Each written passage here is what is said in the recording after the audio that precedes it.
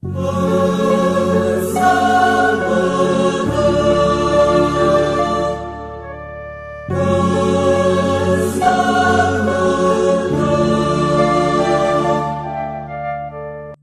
My dear family, ఎలా ఉన్నారు? నేను మీ వెంకీ, మీరు చూస్తున్నారు గుడ్ థింక్ యూట్యూబ్ ఛానల్. ఎప్పట్లాగానే మరో కొత్త ఇంట్రెస్టింగ్ వీడియోతో మీ ముందుకు వచ్చేసాను. అయితే ఇవాల్టి వీడియో కొంచెం ఇంట్రెస్టింగ్ గా ఉండబోతుంది. అదేంటంటే, మనం వినాయక చవితి చేస్తాం కదా. ఈ వినాయక చవితిలో దాగి ఉన్న సైన్స్ అంటే ఈ వినాయక చవితి చేసుకోవడం వలన పర్యావరణానికి కానీ లేదా మన ఆరోగ్యానికి కానీ ఏవైనా ఉపయోగాలు ఉన్నాయా అనేది వాటి మన టాపిక్. మరి లేట్ చేయకుండా టాపిక్ స్టార్ట్ చేద్దామా? Let's start the video.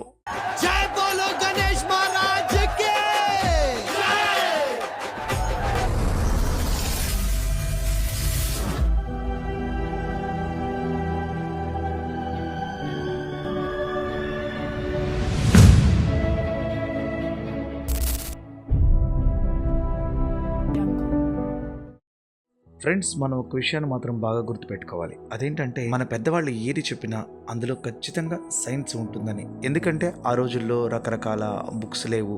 ఒకవేళ ఉన్నా అవి పెద్దవాళ్ళు చదవడానికి లేదంటే కొంచెం జ్ఞానం కలిగిన వాళ్ళు చదవడానికి మాత్రమే అవి ఉపయోగపడ్డాయి. అంతేకాని సామాన్యుల చేతుల్లో ఇప్పుడున్నట్టుగా బుక్స్ కానీ సెల్ ఫోన్స్ కానీ ఇలాంటి ఏ పరికరాలు కూడా లేవన్నమాట. కానీ వాళ్ళకి విషయాన్ని తెలియచేయాలి. ఎలా తెలియచేయాలి? అందుకని ఎన్నో రకాలైన పండుగలు, ఆచారాలు మనకు పెద్దవాళ్ళు ఏర్పాటు చేయడం జరిగింది. ఇందులో భాగంగా వినాయక చవితి రోజు ఎలాంటి పూజలు చేస్తాము, ఏంటి ఉపయోగం అనే విషయాన్ని తెలుసుకునే ప్రయత్నం చేద్దాం. ఓకేనా ఫ్రెండ్స్? వినాయకుడిని 21 రకాల పత్రిలతో పూజిస్తారు. వాటి పేర్లు ఏంటో టక్క చూసేద్దాం. వాటి వల్ల ఉపయోగాలు కూడా చూద్దాం.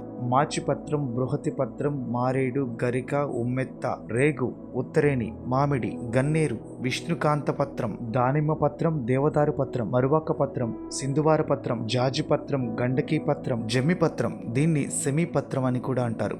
అశ్వథ పత్రం, దీన్ని రావి ఆకులు అని కూడా అంటారు. అర్జున పత్రం, అర్కపత్రం, ఈ అర్కపత్రాన్ని తెల్లజిల్లేడు అని మనం సాధారణంగా పిలుస్తూ ఉంటాం. ఇలా 21 పత్రిలతో ఆ గణనాథుణ్ణి పూజిస్తూ ఉంటారు. సో ఇలా 21 పత్రిలతో ఆ గణనాథుణ్ణి పూజిస్తాం కదా, వీటిని ఔషధి మూలికలు అంటారు. ఇంగ్లీష్లో వీటిని మెడిసినల్ ప్లాంట్స్ అని అంటారనమాట. అంటే సాధారణంగా ఇవి మెడిసిన్లో కూడా చాలా యూజ్ చేస్తూ ఉంటారు. అంతేకాదు, వీటికి ఆయుర్వేదంలో కూడా ప్రత్యేకమైన స్థానం ఉంది. ఇప్పుడు వీటి ప్రయోజనాలు ఏంటో చూద్దాం. వీటి ప్రయోజనాల గురించి చెప్పాలంటే ముందు మనం ఆ మొక్కల దగ్గరికి వెళ్ళిపోవాలి. అంటే వినాయక చవితి వస్తుంది అంటే చాలు మనం మొక్కల్ని సేకరించే పనిలో ఉంటాం. అంటే మన పల్లెటూరుల్లో మన అమ్మ వాళ్ళు లేకపోతే మనం అలా అడవికి వెళ్ళి మొక్కల్ని సేకరిస్తూ ఉంటాం కదా. అలాంటప్పుడు ఈ మొక్కల నుంచి వచ్చే గాలి మన శ్వాసకోశ వ్యాధులను ఎంతో నయం చేస్తుందని ఆయుర్వేదిక్ శాస్త్రం చెబుతుంది. ఆ తర్వాత మట్టితో వినాయకుడిని చేసి పైన చెప్పుకున్న 25 పత్రిలతో ఆ గణనాథుని పూజించినప్పుడు ఈ పత్రిలు ఆ మట్టితో కలిసినప్పుడు చాలా ఆరోగ్య ప్రయోజనాలు ఉన్నాయని శాస్త్రవేత్తలు కూడా చెప్తూ ఉంటారు. అంతేకాదు, ఆ పందిరిలో వీటిని పెట్టి మనం కొబ్బరికాయలు కొడతాం కదా, అంటే దానికంటే ముందు మనం కర్పూరం వెలిగిస్తాం కదా. ఈ స్మెల్తో ఆ స్మెల్ కలిసి చాలా బాగా మనకు ముక్కులకి ఒక మంచి ఫీల్ని ఇస్తుంది. దీనివల్ల ఏదైనా మన ఊపిరితిత్తుల్లో ఒక డస్ట్ ఉన్నా కూడా చాలా బాగా క్లీన్ అయిపోతుంది. అంటే లైక్ మన వాళ్ళు బాగా స్మోక్ చేస్తుంటారు కదా, అలాంటప్పుడు లంగ్స్ పాడైపోతుంటాయి కదా, అలాంటప్పుడు కూడా ఇది చాలా క్యూర్ చేస్తుందని శాస్త్రవేత్తలు చెప్తుంటారు. అయితే ఎలాంటి ప్రూఫ్ లేదు, కానీ ఆయుర్వేదిక్ శాస్త్రవేత్తలు మాత్రం దీని గురించి బలంగా నమ్ముతారు. అయితే ఇంకొక విషయం, మనం వినాయక చవితిని భాద్రపద మాసంలో జరుపుకుంటాం. ఈ భాద్రపద మాసం అంటే వర్షాకాలం. ఈ వర్షంలో చాలా అంటువ్యాధులు వచ్చే అవకాశం ఉంటుంది. అంటే వైరస్ లాంటివి అన్నమాట. ఇలాంటి అంటువ్యాధుల నుంచి మనల్ని కాపాడడానికి ఈ వినాయక చవితి జరుపుకుంటారు అని కొంతమంది శాస్త్రవేత్తలు మరియు ఆయుర్వేద నిపుణులు కూడా చెప్తూ ఉంటారు. వినాయకుడిని 3 రోజుల నుంచి 11 రోజుల్లోపు వాళ్ళ స్తోమతకు తగ్గట్టు వాళ్ళు పూజిస్తూ ఉంటారు. అయితే ప్రతిరోజు కూడా ఫ్రెష్ గా ఈ 21 పత్రిలతో చాలా మంది పూజ చేయడం వల్ల వాటి నుంచి వచ్చే ఆక్సిజన్ మనిషికి చాలా ఉపయోగకరంగా ఉంటుందని శాస్త్రవేత్తలు చెబుతూ ఉంటారు. 3 రోజుల నుండి 11 రోజుల్లోపు వారి స్థాయిని బట్టి స్తోమతను బట్టి పూజిస్తూ ఉంటారు. ఎట్టికేలకు నిమజ్జనం చేస్తారు. ఈ నిమజ్జనం చేయడం వెనుక ఒక కారణం ఉంటుంది.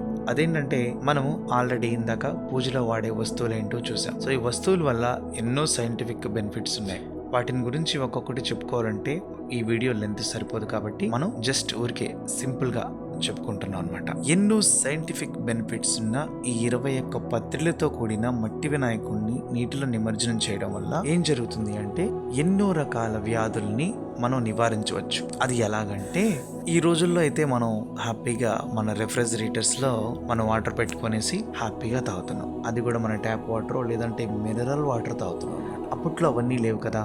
ఏ వాగుల్లోనో చెరువుల్లోనో బావిల్లోనో ఇలా రకరకాలుగా వెళ్ళి ఊరు మొత్తం వెళ్ళి వాటర్ తీసుకునేవాళ్ళు. ఆ వాటర్ తెచ్చుకునే క్రమంలో ఏంటంటే చాలా మంది మల విసర్జన కూడా అక్కడే చేసేవాళ్ళని మనకు తెలుసు. పల్లెటూరులో ఇప్పటికీ కూడా అది కొనసాగుతుంది. దయచేసి అలా ఎవరు చేయొద్దండి. అలా చేస్తే మన పరిసరాలని మనమే నాశనం చేసుకుంటాం. ఈ టాపిక్ లోకి వెళ్ళిపోతాం. అలా జరిగేది, కానీ అది తప్పు అని చెప్పడానికి అప్పట్లో ఎవరు లేరు. అందుకే కొంతమంది పెద్దవాళ్ళు సరే ఇలా జరుగుతుంది కదా, కనీసం నీటిని శుద్ధి చేసే ప్రయత్నం చేద్దామని ఇలాంటి ఆచారం ఒకటి పెట్టడం జరిగిందనమాట. అది కొంతమంది ఏంటంటే తెలియక వినాయకుని వాటర్లో ఎందుకు వేయాలి అని కొంతమంది మాట్లాడతారు. కొంతమంది భక్తి విశ్వాసం ఎక్కువ ఉన్న వాళ్ళు మాత్రం వినాయకుడిని అంతకుమించి మనం భరించలేము, అతను ఎక్కువ తినేస్తాడు అని మాట్లాడుతూ ఉంటారు. కానీ అసలు రీజన్ ఇది. అండ్ ఇంకొక మెయిన్ విషయం ఏంటంటే దయచేసి మట్టి వినాయకుడిని వాడండి. ఎందుకంటే అలా మట్టి వినాయకుడిని నిమజ్జనం చేస్తేనే మనకు సైంటిఫిక్ గా బెనిఫిట్స్ ఉంటాయి. అలా కాకుండా మన దుస్థితి ఏంటంటే మనం జరుపుకుని మన హైందవ పండుగ వినాయక చవితి రోజు వినాయకుడిని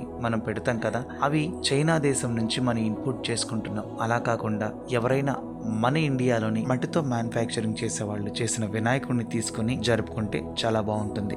అండ్ ఇంకొక విషయం, అసలు ఈ మట్టి వల్ల కూడా ఎన్నో ఉపయోగాలు ఉన్నాయి. మట్టి వినాయకుడి వల్ల అంటే మనం బంకమట్టితో చేస్తే వినాయకుడు ఉంటారు కదా, దానివల్ల కూడా ఎన్నో ఉపయోగాలు ఉన్నాయి.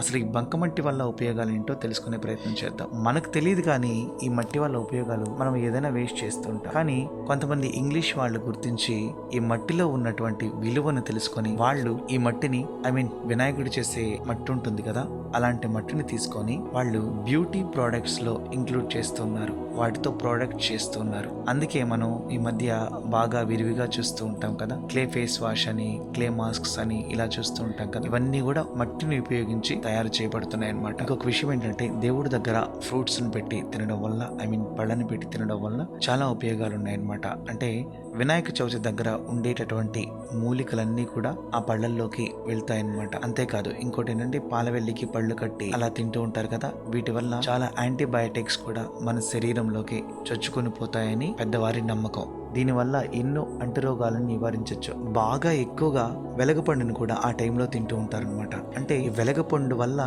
చాలా ఉపయోగాలు ఉన్నాయి. అది చాలా ఒక వీడియోనే పడుతుంది, ఎందుకంటే అది ఆయుర్వేదిక్ లో ఒక ఇంపార్టెంట్ పాత్ర అనమాట, ఒక ముఖ్యమైన పాత్రను పోషిస్తూ ఉంటుంది. అయితే ఈ వెలగపండు తినడం వల్ల ఇప్పట్లో ఓకే కానీ ప్రతిదానికి టాబ్లెట్స్ ఉన్నాయి, కానీ అప్పట్లో మాత్రం డయేరియా అనే వ్యాధి ఉంటుంది కదా, దానిని నివారించడానికి ఎంతో ఉపయోగపడుతుంది అనమాట. అంతేకాదు కిడ్నీ సంబంధిత లివర్ సంబంధిత వ్యాధులను కూడా ఇది చాలా కంట్రోల్ చేస్తుందని ఆయుర్వేద తత్వ శాస్త్రవేత్తలు చెప్తూ ఉంటారు. ఇక వినాయకుడికి ఉండ్రాళ్ళని ఎక్కువగా ప్రసాదంగా పెడుతూ ఉంటారు. ఈ ఉండ్రాళ్ళు అనేవి జస్ట్ ఆవిరి మీద మాత్రమే ఉడుకుతాయి, ఎలాంటి ఆయిల్ అనేది యూజ్ చేయరు. అంతేకాదు ఇక్కడ గుగ్గిళ్ళను కూడా ఎక్కువగా ప్రసాదంగా పెడుతూ ఉంటారన్నమాట. గుగ్గిళ్ళు ఏంటంటే చాలా బలమైన ఆహారం, పొద్దున్నే అవి నానబెట్టుకొని తింటే చాలా మంచిదని సైన్స్ చెప్తుంది. అందుకని చాలా మంది అలా తింటుంటారు. అదే ఉన్నారు కదా మనకు మంతెన సత్యనారాయణ రాజు గారు కూడా ఈ గుగ్గిళ్ళు గురించి, శనగగుగ్గిళ్ళ గురించి చాలా చక్కగా చెప్తూ ఉంటారు. ఇలా చెప్పుకుంటూ పోతే ఎన్నో ఉన్నాయి. కానీ మనం జరుపుకునే ప్రతి పండుగ వెనుక, ఆచార సాంప్రదాయాల వెనుక చాలా సైంటిఫిక్ రీజన్స్ దాగి ఉన్నాయి. ఫ్రెండ్స్, నేను మీకోసం ఇంత కష్టపడి రీసెర్చ్ చేసి వీడియో తీసుకొస్తున్నాను కదా, మరి జస్ట్ చూడడమే కాకుండా ఒక్క సబ్స్క్రైబ్ చేయొచ్చు కదా. ఇంకేంటి తెలుసుకున్నారుగా, ఇది ఇవాల్టి వీడియో. వీడియో నచ్చితే లైక్ చేయండి, మీ ఫ్రెండ్స్ కి షేర్ చేయండి, మీ అభిప్రాయాన్ని కామెంట్ చేయండి. మరో వీడియోతో మళ్ళీ వచ్చేంత వరకు నేను మీ వెంకీ. Bye bye.